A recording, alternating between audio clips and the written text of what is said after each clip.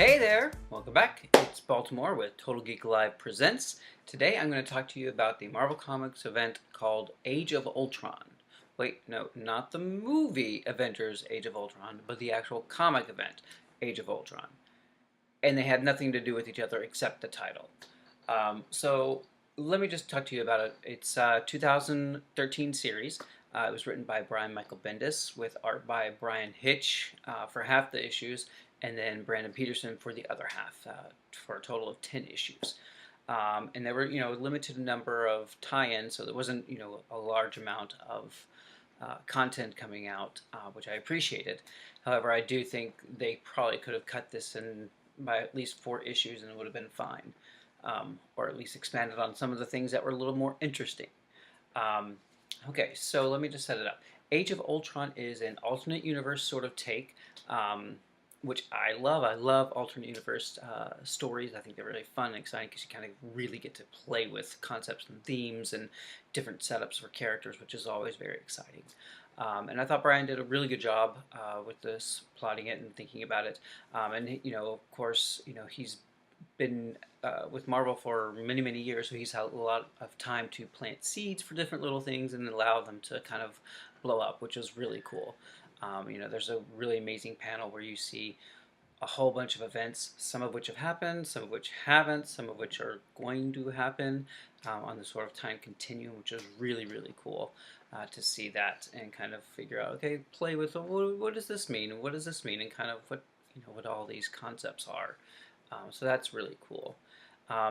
So Age of Ultron basically kind of deals with 3 separate timelines. The Marvel Universe timeline, the 616, continuity. It plays with another version of another timeline where Ultron has defeated all of humanity, destroyed it, and is taken over and is, ascendant. And then there's another timeline that they deal with Morgan Le Fay of Camelot and ancient or not ancient but English history fame. She has basically taken over half the world. So those are the 3 little timelines that we're playing with. It's a little confusing, but if you kind of have an understanding of how timelines and alternate universe things tells, you can kind of keep up with it. So they announced this series, and then we didn't hear anything about it for almost, I don't know, 7, 8 months or something like that. And that was because Brian Hitch was taking his time, as he does, because his art is very detailed and very time-consuming and intensive, but it's beautiful, and you love it. So that took a lot of time for him to do his issues, and he did 5 of the issues. And then Brandon Peterson picked up and did the last 5 of the issues. So let me get back to the story. So we have the world in ruins. You have Luke Cage and She-Hulk and some of the other heroes that are around decide that they need to do one last thing to kind of defeat Ultron whatever the way they can. So Luke Cage takes She-Hulk in, and she's going to, kind of defeat him from the inside.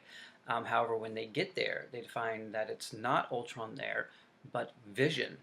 And he's being controlled by Ultron from the future.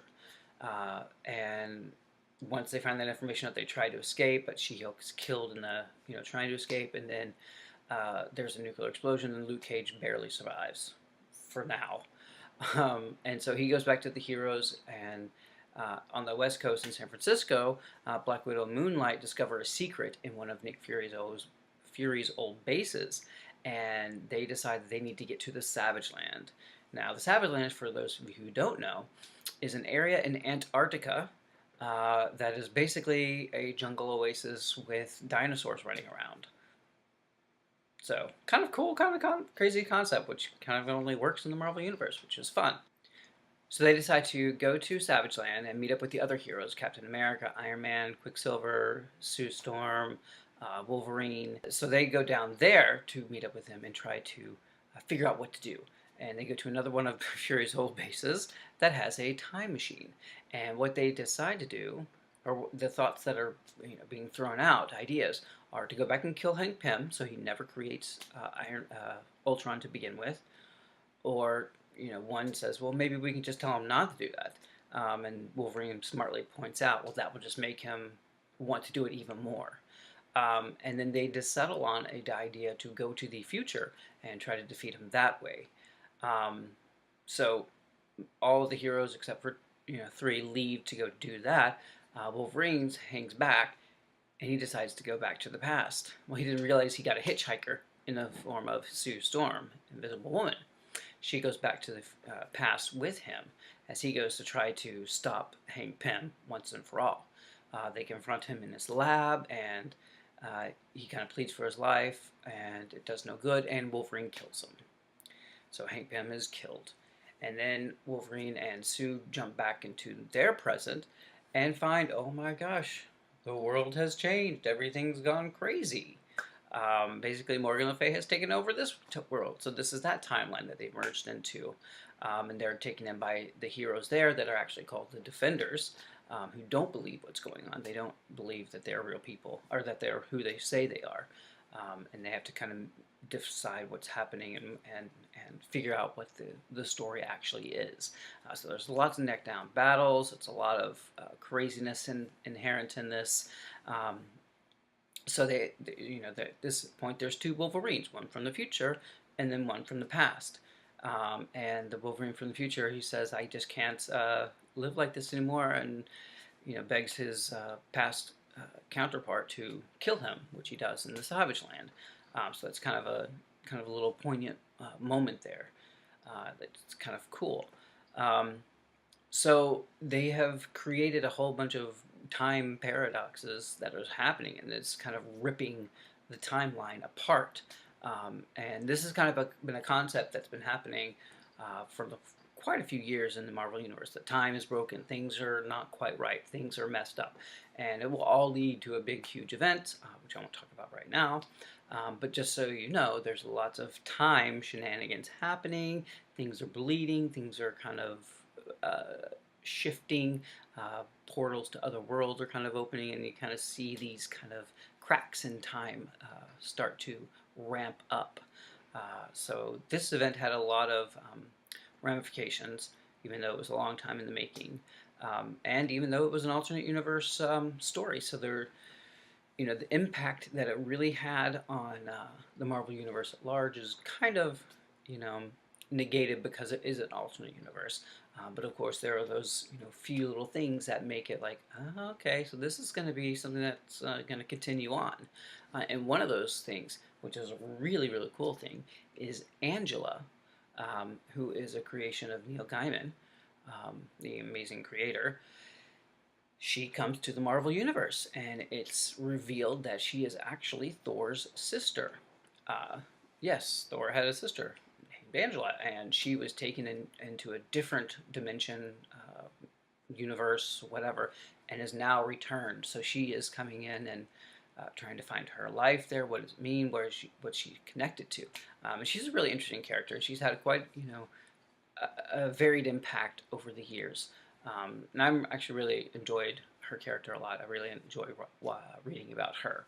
One of the other things that happens in this is it's a setup for Hank Pym. He really kind of sees like, what's going to happen with me? How do we kind of stop this? What does it mean for me to create these things? And so he's actually the one who figures out how to stop Ultron altogether. He creates an algorithm, a virus basically, that will end up destroying Ultron at the right moment. And so that's his kind of like realization that, okay, I may have done this terrible thing, but I've also done really, really great things. And Hank Pym is a really, really conflicted character.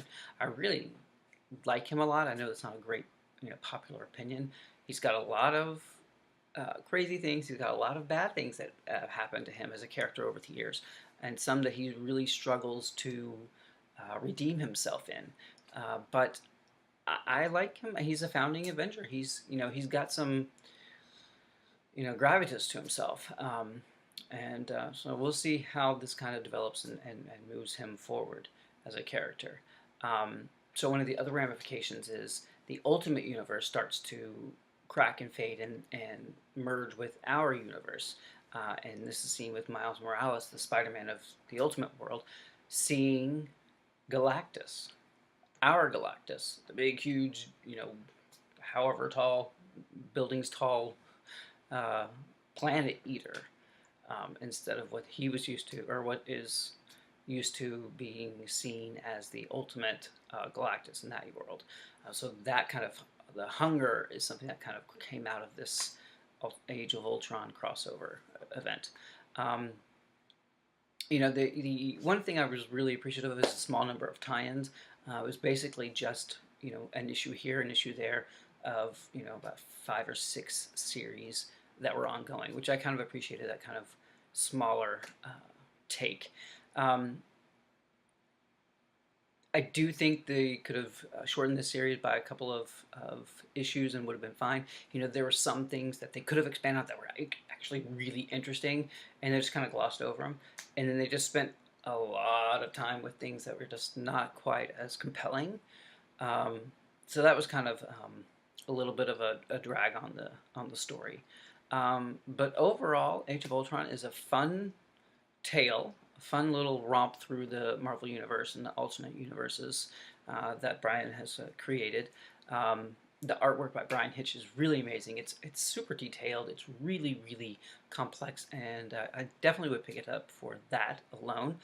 Brandon Peterson, who does the back half of the series, is really good too, and it kind of works because these are alternate universes. So Brian's work was really specific to one universe, and then Brendan's was specific to the other universe. So that's kind of a cool way to kind of work with 2 different artists and on a series and still have it be cohesive. So that was a really great kind of thing to enjoy about the Age of Ultron as well. But I definitely enjoyed Age of Ultron. I think you should pick it up. If you've read it, tell me what you think about it. Let me see you in the comments. And like, subscribe, and share. And as always, it's all geek to us.